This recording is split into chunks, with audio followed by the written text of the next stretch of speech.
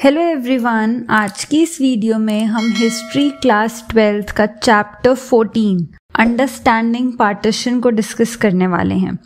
इस चैप्टर से related 50 important MCQ की वीडियो मैं ऑलरेडी क्रिएट कर चुकी हूँ।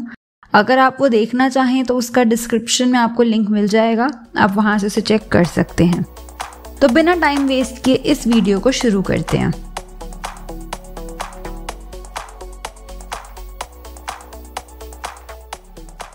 1947 में जब हमें इंडिपेंडेंस मिली तो उस इंडिपेंडेंस के साथ कुछ वायलेंस और ब्रूटैलिटी भी थी, वो थी पार्टीशन की। अब इंडिया दो पार्ट्स में डिवाइड हो गया था, partition of British India into India and Pakistan. Pakistan उस वक्त वेस्टर्न एंड ईस्टर्न विंग्स पे था, जो कि आज बांग्लादेश बन चुका है एक हिस्सा। थाउजेंड्स ऑफ लाइफ सफ़र हुई थी ड्रामेटिक। पार्टीशन और होलोकॉस्ट। होलोकॉस्ट का क्या मतलब होता है? होलोकॉस्ट बेसिकली एक टर्म है जो हिस्टोरियंस यूज करते हैं। जर्मनी में जो हिटलर ने इतना मैसिव मैसेकर इंसिडेंट्स हुए थे, उसके लिए होलोकॉस्ट टर्म यूज की जाती है। वायलेंस हुआ था क्योंकि hundreds and thousands of people were killed, ना जाने कितनी वुमेन वर रेप्ड एंड एब्डक्टेड। काफ़ी इतने सारे लोग ऐसे थे जिनको अपने घर छोड़ के अब वो रिफ्यूजीज बन चुके थे। 2 लाख से 5 लाख तक पीपल, ये भी गेस किया जाता है, कैजुअलिटीज हुई। हमें पता भी नहीं है कितने लोगों के साथ कितनी सारी प्रॉब्लम्स हुई थी उस वक्त। प्रोबेबली 15 मिलियन लोग ऐसे थे जो इंडिया पाकिस्तान के जो सेपरेशन के बॉर्डर्स थे वहाँ एक से दूसरी जगह पे मूव कर रहे थे। कुछ लोग इसको मार्शल लॉ, यानी कि जो मार्शल लॉ ब्रिटिश इम्पोज करता था, उनको लगा कि कोई ऐसा लॉ इम्पोज हो गया है, मारा मारी, रोला हुल्लर, क्योंकि लोगों को लगा कि जैसे कोई लॉ इम्पोज हो गया हो। ब्रिटिशर्स तो जा रहे थे लेकिन उनको लगा कि कुछ ऐसा हुआ होगा। Power of stereotypes. India haters in Pakistan and Pakistan haters in India, ये सब प्रोडक्ट पार्टीशन का है। कुछ लोग ये बिलीव करते हैं कि इंडियन मुस्लिम्स की लॉयल्टी पाकिस्तान के तरफ ज़्यादा है। स्टीरियोटाइप्स की बात करें तो ये माना जाता है कि मुस्लिम्स क्रूअल हैं, अनक्लीन हैं, वो डिसेंडर्स ऑफ इन्वेडर्स हैं, जबकि हिंदूज बहुत काइंड, लिबरल, प्योर हैं, चिल्ड्रन ऑफ इन्वेडेड हैं। RM मॉर्फी ने ये बताया कि पाकिस्तान में भी कुछ इसी तरीके के स्टीरियोटाइप्स चल रहे हैं। जैसे अगर आप हिंदूज या फिर मुस्लिम्स में हमारे यहाँ, इसी तरीके से पाकिस्तानीज ये फील करते हैं कि मुस्लिम्स फेयर हैं, ब्रेव हैं, और हिंदूज बदले में डार्क हैं, कावर्ड हैं, तो वेजिटेरियन हैं और ये मीट ईटर्स हैं। तो इस तरीके के स्टीरियोटाइप्स ना ही सिर्फ इंडिया बल्कि पाकिस्तान दोनों जगहों पे एग्जिस्ट करते हैं। Why and how did partition happen? Some historians think कि इंडिया एंड पाकिस्तान मोहम्मद अली जिन्ना की थ्योरी के बेस पे कि हिंदूज एंड मुस्लिम्स की 2 सेपरेट नेशन होने चाहिए, वहां से शुरू हुआ था। कुछ स्कॉलर्स ये मानते हैं कि पार्टीशन बेसिकली नतीजा है जो 20th सेंचुरी में पॉलिटिक्स में चीजें चल रही थी। मुस्लिम सेपरेट इलेक्टोरेट की डिमांड कर रहे थे। फाइनली 1909 में सेपरेट इलेक्टोरेट क्रिएट किया गया। 1919 में वो एक्सपैंड हुआ। सेपरेट इलेक्टोरेट मेंट कि जो मुस्लिम्स हैं वो ही अपने जो मेजॉरिटी वाले एरियाज हैं वहां पे रिजर्व हो गई थी उनके लिए कॉन्स्टिट्यूएंसीज। 1920s और अर्ली 1930s में टेंशन बढ़ गई। Muslims angered because of music before mosque. Cow protection हो रही थी। आर्य समाज एफर्ट्स कर रहा था कि जो हिंदूज कन्वर्ट हो गए थे इस्लाम में वो वापस हिंदू बन जाएं, और बदले में हिंदूज भी एंगर्ड थे मुस्लिम से। Rapid spread of Tabligh and Tanzim, जो कि 1923 के बाद शुरू हुआ था। कम्युनलिज्म का मतलब क्या होता है? कम्युनलिज्म ये मीन करता है कि जो पॉलिटिक्स है वो ये सीख करती है कि एक कम्युनिटी किसी एक रिलीजन आइडेंटिटी की तरफ, दूसरी की तरफ हॉस्टाइल है, इसे कहते हैं कम्युनलिज्म। 1937 में इलेक्शंस हुए प्रोविंशियल लेजिस्लेचर्स के, उसमें 10 to 12% ऑफ पॉपुलेशन ने वोट इंजॉय किया, उन्होंने वोट किया। कांग्रेस जीत गई 5 out of 11 प्रोविंसेस। 1947 में उन्होंने गवर्नमेंट बनाई और जो मुस्लिम रिजर्व्ड कॉन्स्टिट्यूएंसीज थी वहाँ पे मुस्लिम लीग ने बहुत बैडली परफॉर्म किया। लाइक कांग्रेस ने भी बैडली परफॉर्म किया और मुस्लिम लीग ने भी पुअरली परफॉर्म किया। 4.4% of total Muslims cast vote in the election. League failed to win single seat in northern western frontier provinces, जहाँ पे वो कहते थे कि मुस्लिम की मेजॉरिटी है, and could capture only 2 out of 84 reserved constituencies in Punjab and 3 out of 33 in Sindh. मतलब अगर आपको 2 सीट मिल रही हैं सिर्फ 84 में से या 3 सीट मिल रही हैं 33 में से, इसका मतलब कि आप पॉपुलर नहीं हो। United Provinces the Muslim League wanted to form a joint government with Congress. उन्होंने कहा कि ठीक है, आप जीते हो या फिर आप जहाँ पे, जैसे हमने देखा कि कुछ एरियाज में कांग्रेस ने भी बैडली परफॉर्म किया और मुस्लिम लीग ने भी बैडली परफॉर्म किया, तो उन्होंने कहा कि ठीक है, हम दोनों मिल के गवर्नमेंट बनाते हैं। लेकिन जहां पे मुस्लिम्स को मेजॉरिटी नहीं मिली और कांग्रेस को मेजॉरिटी थी, कांग्रेस ने रिजेक्ट कर दिया कि नहीं, हम तुम्हारे साथ गवर्नमेंट क्यों बनाएं जब हमें मेजॉरिटी मिली है। अब कुछ स्कॉलर्स ये मानते हैं कि ये जो रिजेक्शन कांग्रेस ने किया मुस्लिम लीग को, इसने ये फील कराया लीग को कि अगर इंडिया एक रहा तो मुस्लिम्स की माइनॉरिटी के कारण वो कभी पॉलिटिकल पावर में आ ही नहीं पाएंगे।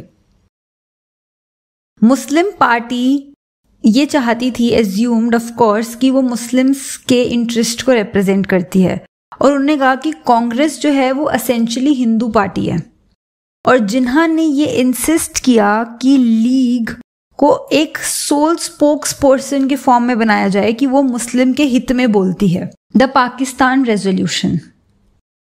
Pakistan demand was formalised gradually. अब देखो पाकिस्तान की फॉर्मेशन कहाँ से शुरू हुई।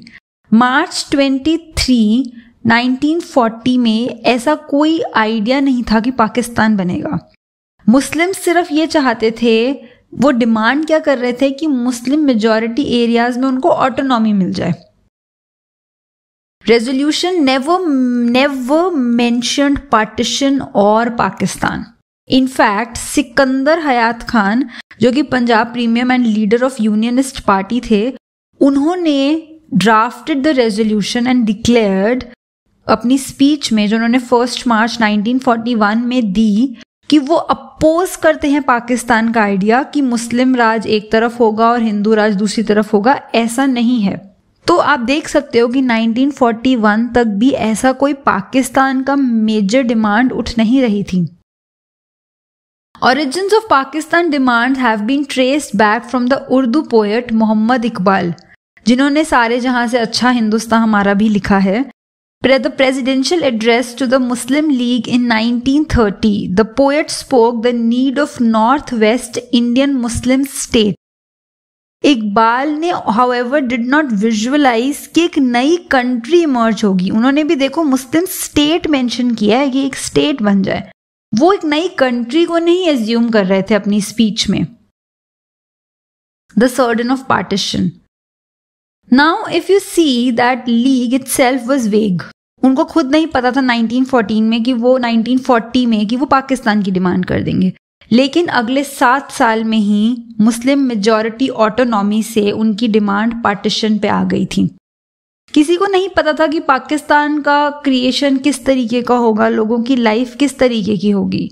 जो लोग 1947 में पाकिस्तान छोड़ के इंडिया आ रहे थे या जो इंडिया छोड़ के पाकिस्तान जा रहे थे, उनको लगा कि ये सिर्फ कुछ टाइम की लड़ाई है, शांत हो जाएगी और वो वापस जा पाएंगे, लेकिन ऐसा कभी हो नहीं पाया।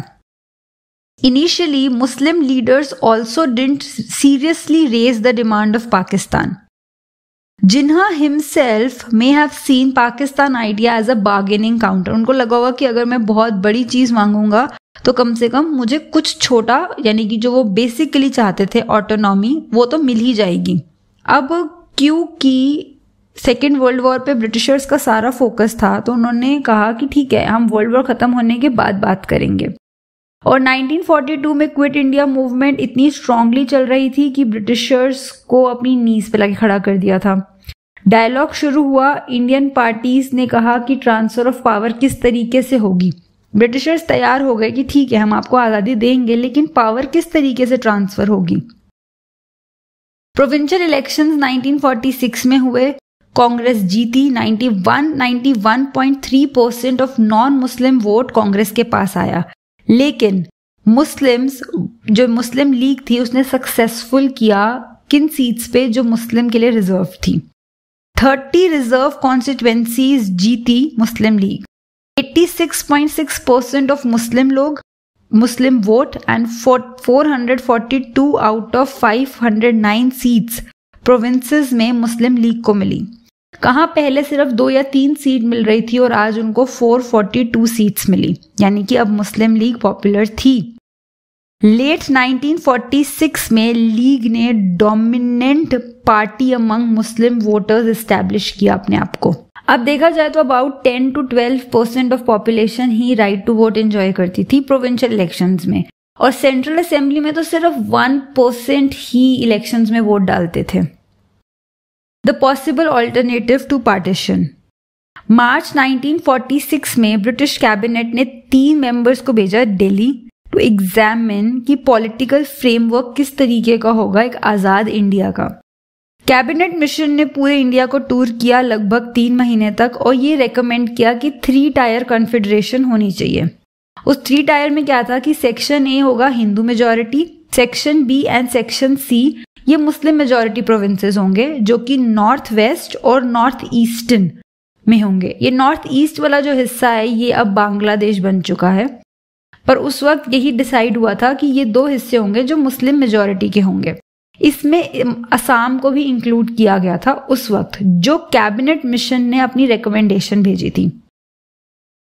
इनिशियली सारी मेजर पार्टीज ने इस सेक्शंस को, यानी कि ए बी सी को एक्सेप्ट करा, लेकिन कुछ टाइम के बाद लीग चाहती थी कि ये बी और सी सेक्शन जो हैं ये कंपल्सरी कर दिए जाएं, और उसी तरफ कांग्रेस ये चाहती थी कि जो प्रोविंसेस में जहां पे जॉइंट को राइट दिया गया है उससे वो सेटिस्फाइड नहीं थी, और इस तरीके से दोनों पार्टीज ही जो रिकमेंडेशन था उससे सेटिस्फाइड नहीं हुई। Ultimately neither the league nor the Congress agreed with the cabinet mission proposal.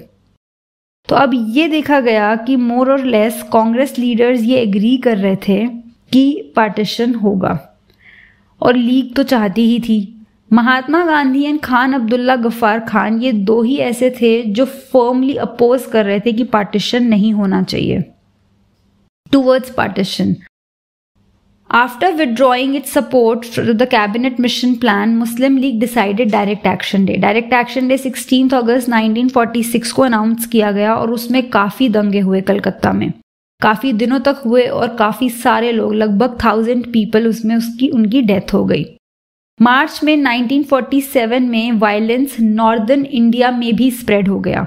मार्च में Congress high demand voted for dividing Punjab into 2 halves. जहां पे मुस्लिम मेजॉरिटी है उस हिस्से को पाकिस्तान को दिया जाए, और जिस हिस्से में हिंदू और सिख मेजॉरिटी है उस हिस्से को इंडिया का हिस्सा बनाया जाए। तो पंजाब के 2 हिस्से करे जाएंगे, ये डिसाइड किया गया, और सिमिलरली बंगाल के भी 2 हिस्से किए जाएं। The withdraw of law and order. The blood bath continued. March 1947 से तो दंगे शुरू हो गए थे। सबसे बड़ा रीजन ये था कि इंस्टीट्यूशन ऑफ गवर्नेंस अब कोलैप्स हो चुकी थी। ब्रिटिश ऑफिशियल्स ने बड़े बड़े जो लीडर्स थे, महात्मा गांधी, जवाहरलाल नेहरू, वल्लभ भाई पटेल, इन सबको बोला कि आप लोगों को कांटेक्ट करो एंड सिचुएशन बहुत वर्स्ट हो चुकी है। किसी को नहीं पता था कि अथॉरिटी और पावर 2 अलग अलग कंट्रीज किस तरीके से परफॉर्म करेंगी। सारे के सारे टॉप लीडर्स बिजी थे नेगोशिएशंस करने में इंडिपेंडेंस की, तो महात्मा गांधी ही इकलौते थे जो उस वक्त लोगों के बीच में जा रहे थे कि वायलेंस ना करो। ब्रिटिशर्स बिजी थे कि उनको अब इंडिया छोड़ना था, तो वो उसमें बिजी थे। प्रॉब्लम सबसे बड़ी ये थी कि जो इंडियन सोल्जर्स थे और पुलिसमैन थे वो अपने आप को अब हिंदू, मुस्लिम और सिख के तौर से देखने लग गए। तो कम्युनल टेंशन, यानी कि रिलीजन्स के बीच में टेंशन, हिंदू, मुस्लिम, सिख के बीच में जो टेंशन थी वो बहुत बढ़ चुकी थी। 77 इयर्स के गांधी जी ने डिसाइड किया कि उनको, लोगों को जो नॉन वायलेंस का तरीका है जिससे उनको फाइनली आज़ादी मिलने वाली है, उसको उनको लोगों को जाके फिर से उनके दिलों में ये बात को जगाना पड़ेगा। अलग अलग विलेजेस जो ईस्ट बंगाल की थी, इवन कलकत्ता, दिल्ली, वो आए और उन्होंने मना किया हिंदूज और मुस्लिम्स को कि वो एक दूसरे को ना मारे। और जहाँ पे हिंदूज की माइनॉरिटी है या जहाँ पे मुस्लिम्स की माइनॉरिटी है, उन्होंने मेजॉरिटीज को समझाया कि आप माइनॉरिटी को मत मारो। जेंडरिंग पार्टीशन, स्कॉलर्स ये लिखते हैं कि ये एक्सपीरियंस सबके लिए बुरा था, पर सबसे ज्यादा बुरा वुमेन के लिए था। ना जाने कितनी वुमेन को रेप, एब्डक्ट और सोल्ड किया गया, कितनी सारी वुमेन को एक नए इन्वायरमेंट में सेटल होना पड़ा, अननोन सर्कमस्टांसेस, एक नई फैमिली में उनको सेटल होना पड़ता था। 30,000 वुमेन रिकवर हुई थी ओवरऑल, इसमें से 22,000 मुस्लिम वुमेन थी इंडिया में और 8,000 हिंदू और सिख वुमेन थी पाकिस्तान में। इस ऑपरेशन को 1954 में एंड किया गया। प्रिजर्विंग ऑनर, काफी बार मेन इस फियर से कि वुमेन, उनकी वाइफ, डॉटर या सिस्टर एनिमी के हाथ ना आ जाएं, वो खुद ही वुमेन को मार दिया करते थे। उर्वशी बुटालिया, उन्होंने अपनी book the other side of silence में ये लिखा है कि कितनी बार ड्यूरिंग पार्टीशन सिख विलेज में 90 वुमेन ने खुद वॉलंटरली जंप करा कि वो एनिमी के हैंड्स में ना आए, इससे भले वो खुद की ही जान ले लें, तो उन्होंने खुद को ही मार दिया। रीजनल वेरिएशंस, अब पार्टीशन का सबसे ज्यादा ब्लडी और डिस्ट्रक्टिव इम्पैक्ट पंजाब में हुआ था। Total displacement of Hindus and Sikhs eastward into India and west Punjab, almost all Punjabi speaking Muslims Pakistan में चले गए and short period of 2 years, ये सब 1946 से 1948 में हुआ। काफी मुस्लिम फैमिलीज जो उत्तर प्रदेश, बिहार, मध्य प्रदेश, हैदराबाद में, जो कि आंध्र प्रदेश में आज, वहां पे रहती थी, वो माइग्रेट कर गई Pakistan. Most of the Urdu speaking people वो पाकिस्तान माइग्रेट कर गए, specially in regions of Sindh. अब जैसे पंजाब में 2 पार्ट्स में डिवाइड हुआ, बंगाल का भी कुछ इसी तरीके से हुआ था, पर पंजाब में प्रॉपर डिवीजन हुआ। बंगाल में ये था कि जो बंगाली पॉपुलेशन, जो हिंदूज थे, उन्होंने ईस्ट पाकिस्तान में रहना भी एक्सेप्ट किया, और जो बंगाली मुस्लिम्स थे उन्होंने वेस्ट बंगाल यानी कि इंडिया में ही रहना भी एक्सेप्ट किया। बंगाली मुस्लिम्स जो कि ईस्ट पाकिस्तानीज, उन्होंने जिन्हा की 2 नेशन थ्योरी को रिजेक्ट किया और इसी कारण से उन्होंने पाकिस्तान से ब्रेक करने का डिसीजन लिया और फाइनली बांग्लादेश क्रिएट हुआ 1971 से 72 में। Help humanity and harmony, historians ये भी कहते हैं कि काफी सारी स्टोरीज पता चलती है हमें कि कैसे उस टाइम पे कितने सारे लोग एक दूसरे की हेल्प कर रहे थे। एक एग्जाम्पल ये मिलता है कि खुशदेव सिंह, जो कि एक सिख डॉक्टर थे, वो ट्यूबरक्लोसिस के ट्रीटमेंट के लिए स्पेशलाइज थे, वो धर्मपुर में पोस्टेड थे और वो उस वक्त ना ही सिर्फ सिख, हिंदू बल्कि मुस्लिम हर इंसान का ट्रीटमेंट कर रहे थे।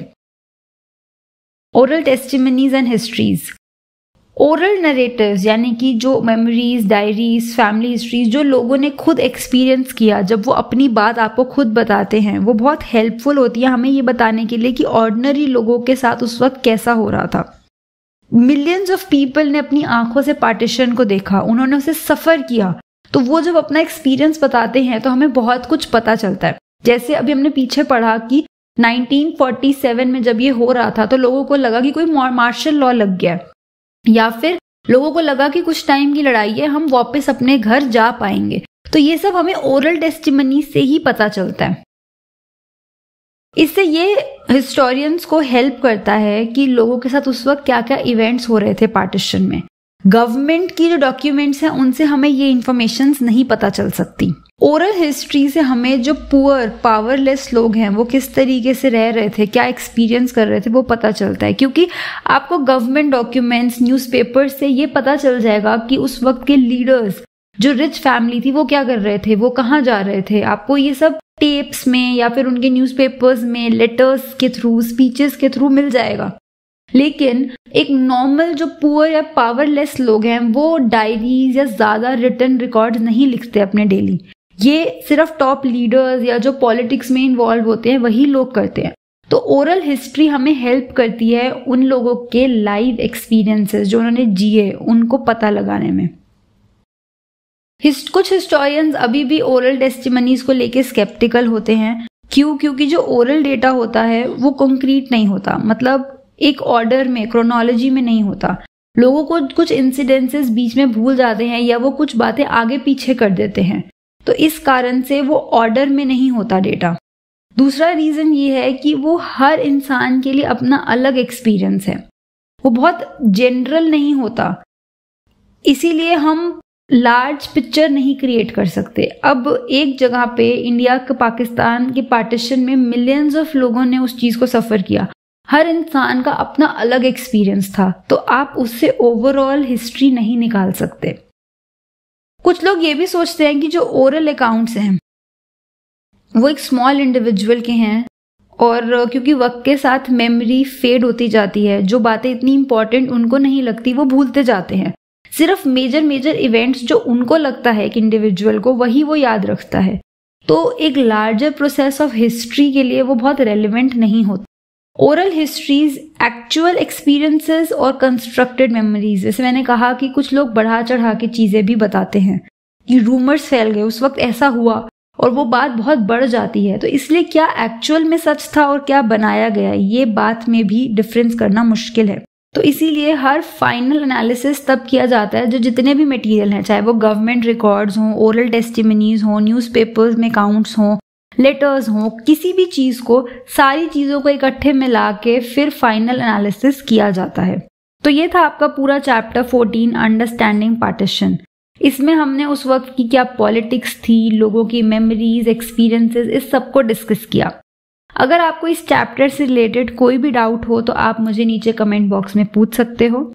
अगर आपने इस चैप्टर से रिलेटेड 50 इंपॉर्टेंट MCQ क्वेश्चंस की वीडियो अभी तक नहीं देखी है तो आपको वो ज़रूर देखनी चाहिए। वो आपको इस चैप्टर को रिवाइज करा देगी और आपको पॉइंट्स और फिगर्स को अच्छे से याद करने में भी हेल्प करेगी।